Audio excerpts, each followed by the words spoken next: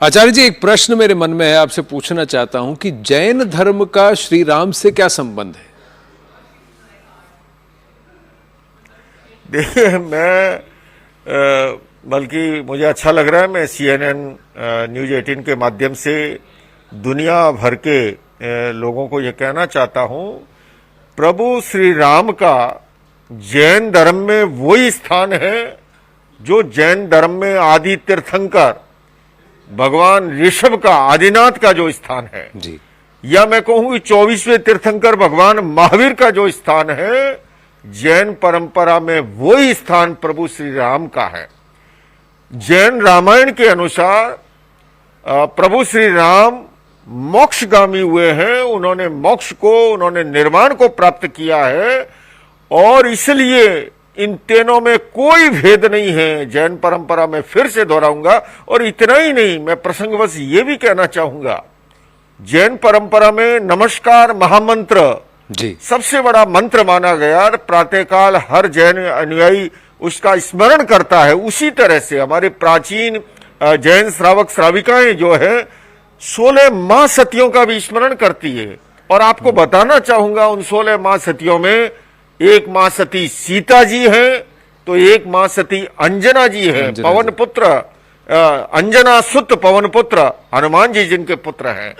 तो ये हमारे यहाँ पर श्रवण परंपरा, ये सारी परंपरा, सनातन परंपरा, ये आपस में जुड़ा हुआ रहा है। महापुरुष किसी एक जाति, धर्म या संप्रदाय के नहीं होते हैं। जैसे नदियों का पानी, वृक्ष के फल, सूर्य की रोशनी, चंद्रमा की शीतलता सबके लिए है, उसी तरह से महापुरुष तो सभी के होते हैं। ये अलग बात है कि हम लोगों ने उनको बांट लिया अलग अलग ढंग से। महापुरुष सबके हैं और प्रभु श्री राम का वो स्थान है जैन परंपरा में जो भगवान आदिनाथ ऋषभ का या तीर्थंकर महावीर का है। व्हाट अ वंडरफुल एक्सप्लेनेशन आचार्य जी। पर कई लोग कहते हैं कि राम काल्पनिक हैं, मंदिर तो अयोध्या में बन रहा है, पर ये दुनिया भर में क्यों धूम मच रही है, देश भर में क्यों उल्लास है? आप क्या कहेंगे? देखिए, मैं यूं कहूंगा, दुनिया में क्रिया की प्रतिक्रिया होती है, ये एक स्वाभाविक है। जब किसी चीज को आप ज्यादा दबाओगे, किसी स्प्रिंग को, तो वो ज्यादा उछलती है।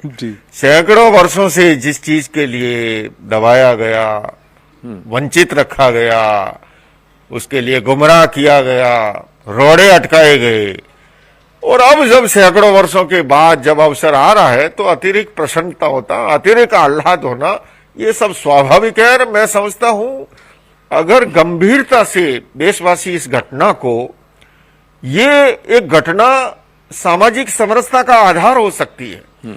ये इस घटना के कारण से हमारा आपस के अंदर प्रेम, भाईचारा, सौहार्द बढ़ सकता है।